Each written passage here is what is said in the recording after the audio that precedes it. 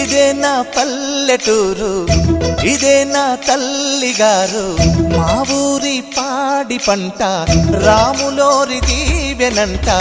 తల్లి గోదావరి నీళ్ళు కడిగే సీతమ్మ పాదాలు, ఊరంతా హాయ్ హాయ్ హాయ్, మనసంతా హాయ్ హాయ్ హాయ్. ఇదే నా పల్లెటూరు, ఇదే నా తల్లిగారు, మా ఊరి పాడి పంట రాములోరి దీవెనంట.